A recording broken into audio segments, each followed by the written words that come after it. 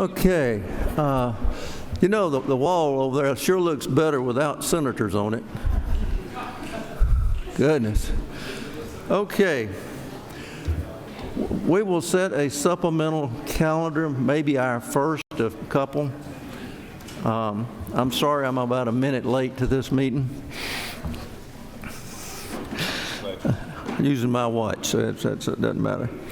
Okay, we will have several bills presented.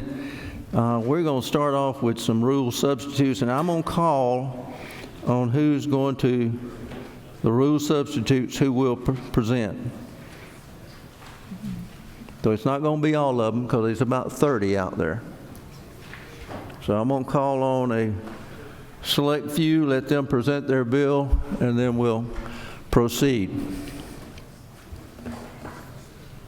Oh. Have y'all gotten these? Okay.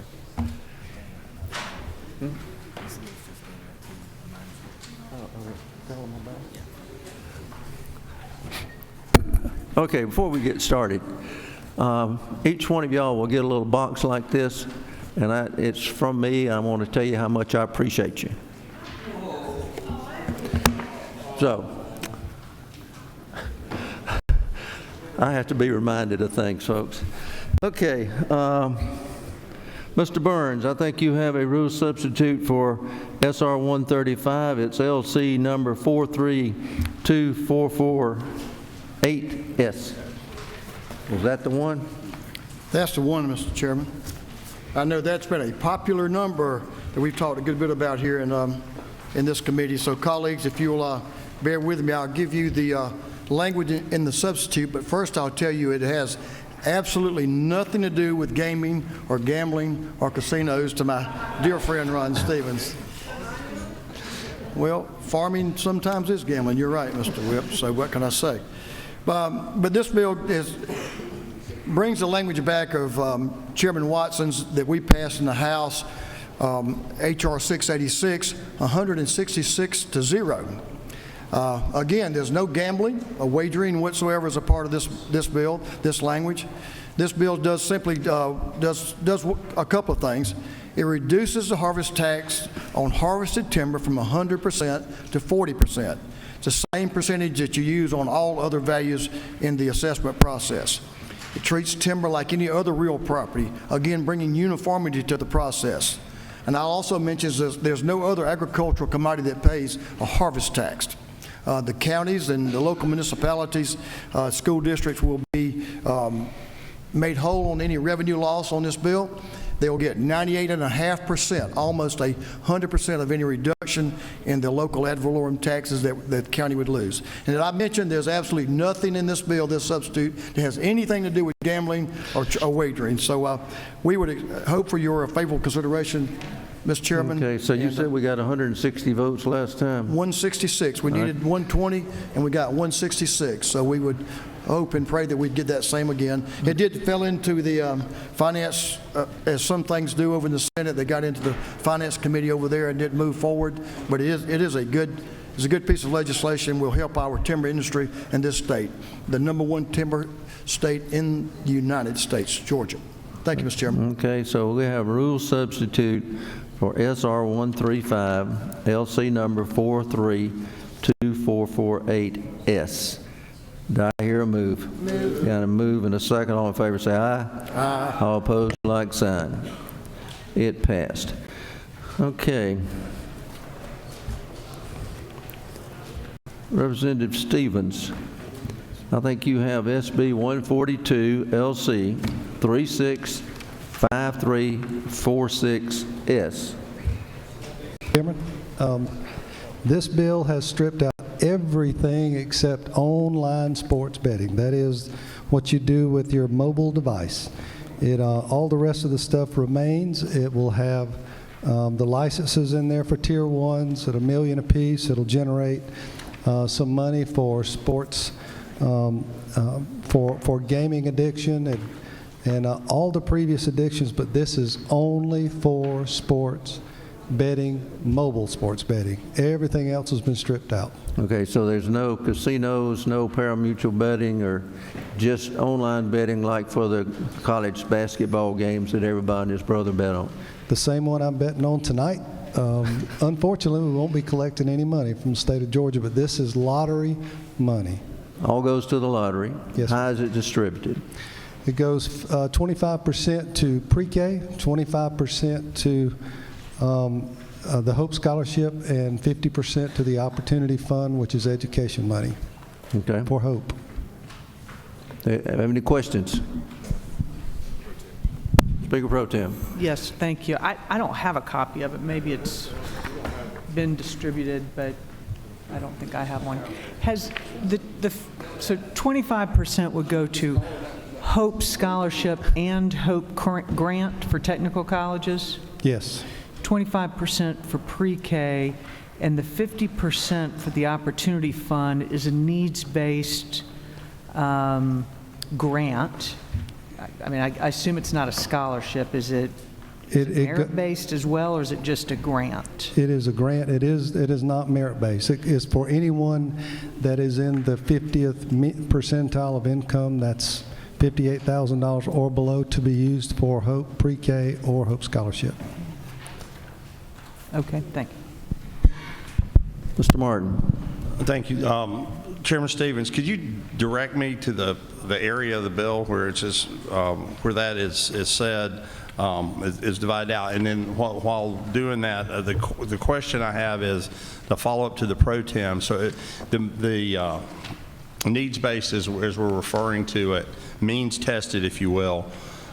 Aid does not have any merit component, so if it's oversubscribed, it would not go. If two students find themselves in the same situation in a means-tested way, the student with a higher academic achievement would not get priority. This is for the, and the example that I used before is the foster child that has done his B average, but it is not a merit-based, it is a means-based. So yeah, if a person has a 2.0 average and he can get into the school, this helps him with gap funding, the difference in tuition cost and the difference in what tuition pays.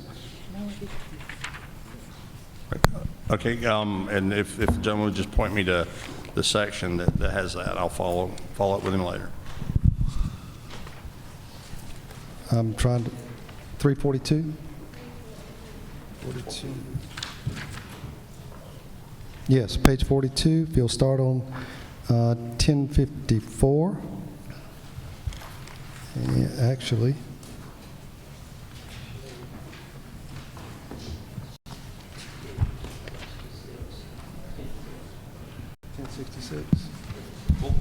To follow up, I'm sorry, if you'll move on line 1066.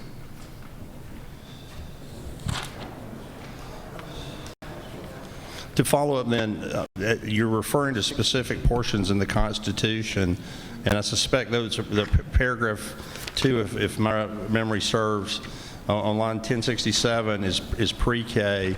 Paragraph 1, I think, is the scholarships.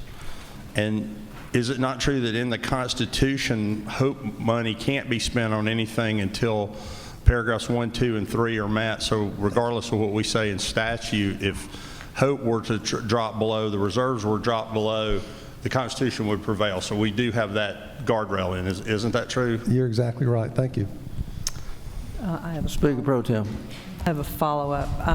Actually, if you turn to page 62 and page 63, it details out a bit more about the means-tested grant. Okay. Chair Lady Taylor. Thank you, Mr. Chairman. I just have a question. Is this going to be things like the little old lady next door that plays something on her phone?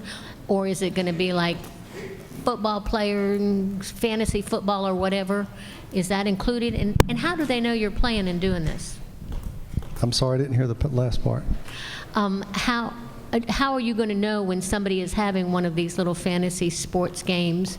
Do you have to register and give your social security number? How is this all going to be tracked? You don't get your social security number, but like the other 33 states that do this, you do have a register.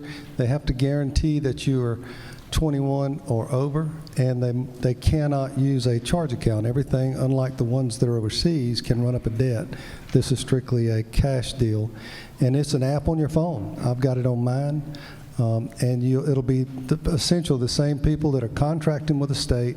The state will take 20% of every bet that you make, and it goes to fund Hope and Pre-K and Opportunity Fund. Education, all education. It's what you bet or what you win? It's what you bet. 20% of the adjusted gross income of what you bet. Okay, and does it include fantasy sports, fantasy football? Fantasies are not in this bill. Okay, thank you. That's essentially not sports betting. Mr. Knight. Thank you, Mr. Chairman. To my friend, question around lines 1570, 1572. This is in regards to the Hope Opportunity Grants. In other words, what I'm reading, this is 180 quarter hours or 127 semester hours of attempted coursework. My specific question is, I know in the Hope Scholarship, we know that there must be certain levels met to keep that scholarship. Is there anything in here in regards to certain grade levels to keep the Hope Opportunity Grant? There's nothing in there. This has to do, the Opportunity Fund is for those folks that fall below the mean income. All the other requirements for the Hope would still have to be maintained.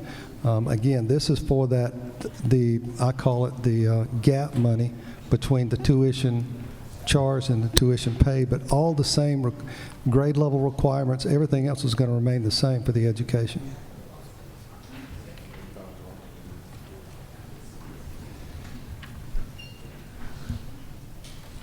Is that it, Chairman Knight? Yes, sir. Okay, thanks, sir. All right. I don't see any more questions. Thank you, sir. All right. We're going to take a vote on this we're just going to vote to either pass it or not to put it on the floor, just like we did the first one. Senate Bill 142, LC 365346S. Do I hear a move? Yeah, move in a second. All in favor say aye.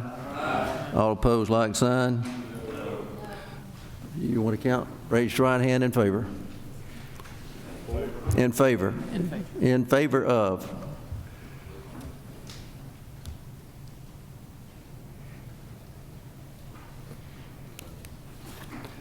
Okay, all opposed, like sign.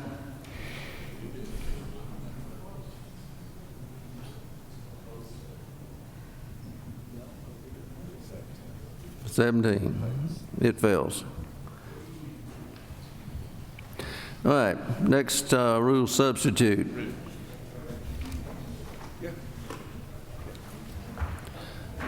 Okay, next rule substitute. Senate Bill 352, LC number 365338S. Chairman Martin. Yes, sir, Mr. Chairman. This is the same bill that came out of regulated industries. There's one word change, and that is on line 46. Well, let me say this. The bill changed a good deal because we spread the firefighters from the military personnel. The military personnel get expedited licenses by endorsement. And what we had done in the bill as it came out of Chairman Powell's committee is we were doing the same for law enforcement officers. There was some concern that we were using the word expedited, putting too many folks in front of other Georgians. So what this does is it breaks that out so that these professions can get licensure by endorsement. You'll see that on line 46 of the bill.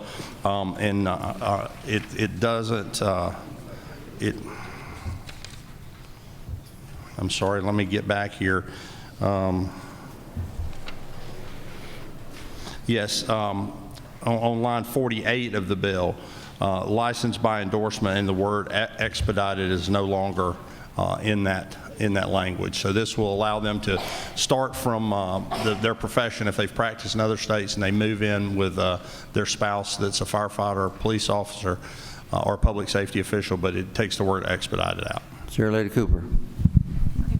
What if their standards in the other state are not the same standards in our state, that they're less?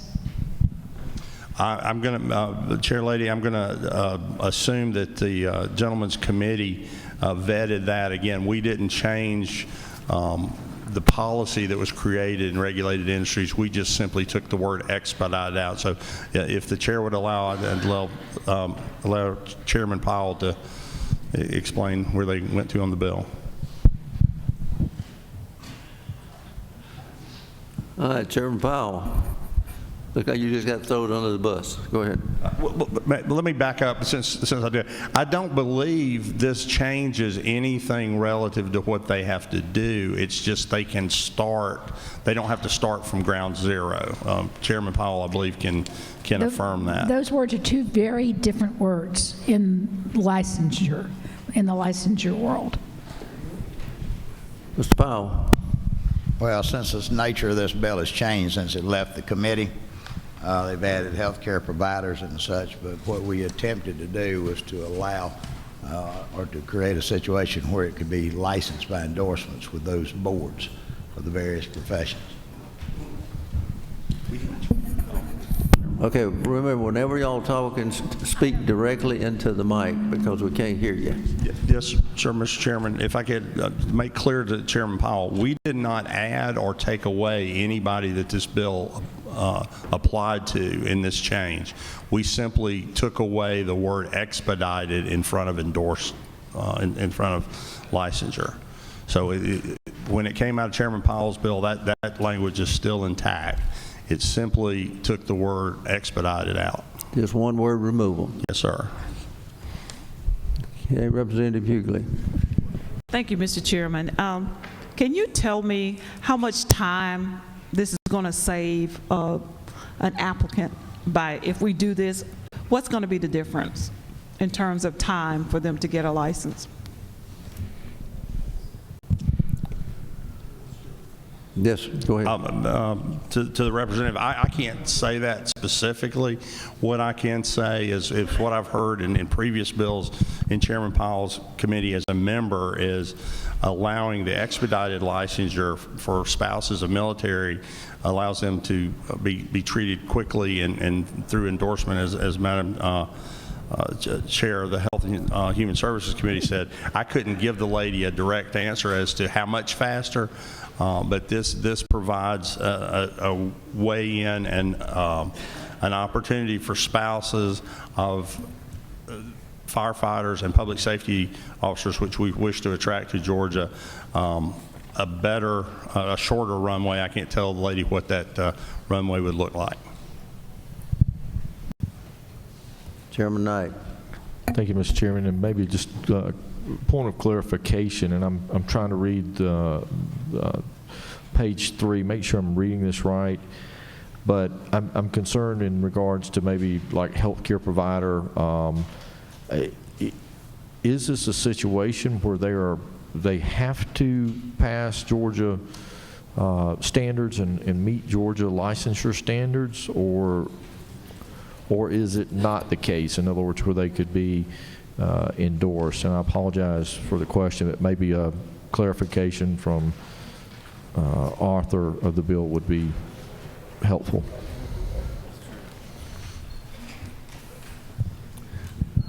Okay. Any other questions for the gentleman? All right, don't hear any. Let's see. Rule substitute 352. Senate Bill 352, LC number 365338S. Do I hear a move? Move. Got a move and a second. All in favor say aye. Aye. All opposed, like sign. Huh? Okay. It passed. All right.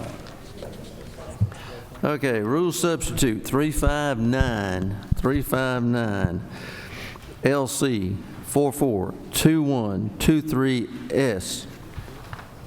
Chair Lady Ballinger.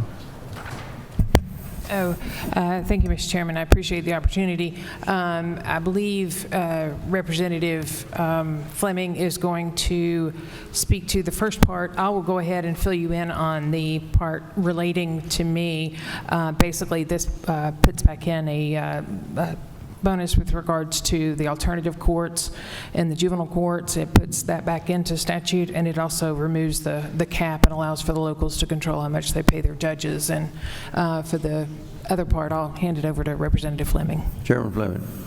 Mr. Chairman, those were the only two changes to the rule substitute that Chairwoman Ballinger mentioned. Okay, so it's... The rest of the underlying bill is the same. Okay, the rest of the bill is the same. Okay.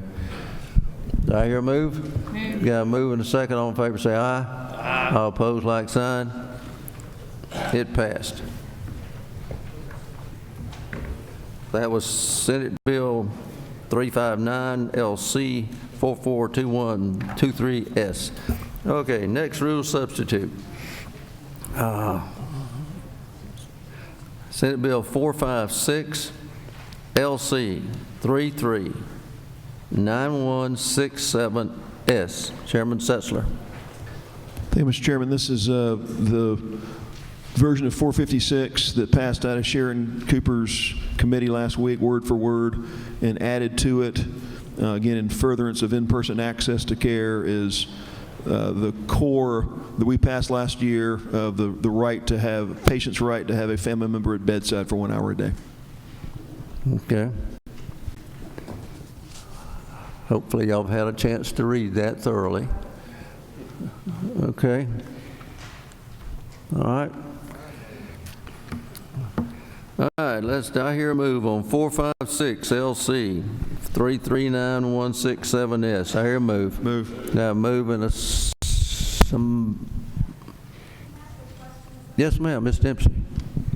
Yeah. Sorry about that. Yeah, I'm sorry. Yeah, I know our lights were on the same time. So this is the first I've seen it. I was carrying the bill as of this morning. It was a completely different bill with a different, I mean, there's a lot that's been changed in it, including the name of the act in the first part. And I just had some questions about it. I don't think the senator or I were talked to about the changes, and just want to make sure that's understood.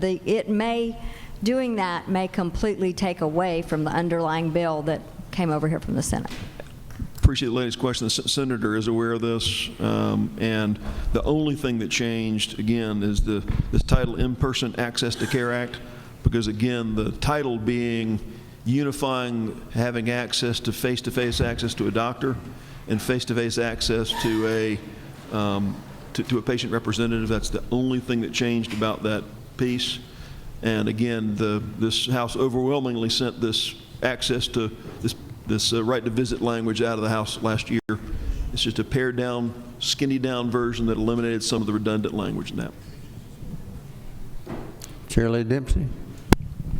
Yeah, I would think that the author of the bill would have let me know, and there's a lot of messages going out to him right now to find out if he knows about this. It does not sound like there was any awareness of this happening. So, you know, while they may be similar in some scope, we are dealing with a very important issue much more focused on maternal health than on patient visitation, and I really think it will kill it. Okay. Mr. Benton. Thank you, Mr. Chair. To the author, is the part that's been added, is that language some of the same language that the providers had a problem with last year? This is the language, the word-for-word language that passed in HB 290 last year out of the House, with a long-term care piece, which created sort of a multi-tier system. All that's taken out. This is the core language that we passed out of the House with respect to the 1 hour visitation. Well, that you didn't answer. Are the providers, how are they on this? The hospitals and nursing homes, how are they on this? I think we were all very clear last year. I can't speak for Okay, can I interfere a second? Since we have so many questions about this particular bill, I'll hold it until I give you all a chance to talk about it so we can answer a lot of these questions. Okay. So Senate Bill 456, LC 339167S is on hold until the questions have been answered, because I'm sure we'll be back. It's just not even 4 o'clock yet. Okay. We got 8 more hours. What y'all worried about? Okay. Let's set the calendar for the next supplemental calendar. Y'all listen and get your pens ready, because we need to be on the House floor voting on these. H.R. 629, its own. H.R. 798, its own. H.R. 1024, its own. H.R. 1149, its own. H.R. 881, its own. H.R. 894, its own. H.R. 1050, its own. S.R. 477, its own. S.R. 135, its own. Under modified structure, those were under modified open. Under modified structure, SB 52, its own. SB 89, its own. SB 142, its own. Oh, excuse me, 142 failed. That's right. It's off. So SB 142 will not be on the calendar on the floor today until maybe next time. I don't know. Senate Bill 200, its own. Senate Bill 338, its own. Senate Bill 352, its own. Senate Bill 359, its own. Senate Bill 381, its own. Okay, let's run through those again. Under modified open, H.R. 629, 798, 1024, 1149, 881, 894, 1055, and then Senate Resolution 477. Is that 1050 or 1055? 1050. 1050, 477, and those all HRs, and then that SR is 477. Then SR 135. Senate Bill under modified structure, Senate Bill 52, 89, 142. Nope, excuse me. Sorry about that. I need to move my thumb. 142 is not on the floor. I know. I have to cut my thumb off, so it's covering up my writing. 200, its own. 338, its own. 452, its own. 359, its own. 381, its own. Now, that's the first supplemental calendar. If you remember, did Senator Mullis come in? Where is he?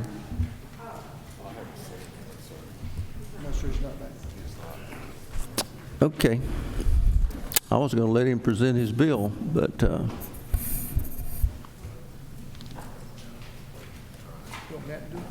no. No, I'm finished. All right. Y'all have the calendar. So wait a minute before you leave. Miss Lewis, do you have all these over there with you? Okay. If you will stop by Miss Lewis and pick up your little gift here. Whoops. I know the speaker's waiting on me, but I got the microphone. Yeah, me and Calvin both. All right. We've got a little card holder for you. It's got the the House of Representatives seal on it. Right. And inside it gives you a place to put your driver's license or whatever. And then it gives you a couple of slots you can put business cards. So stop by, and I just want to say thank you. It's been a great session. This is our first full session partially out from under COVID. But thank y'all, and get your little gift from Miss Lewis. Thank you, Mr. Chairman. John and I are appreciative. I'm glad.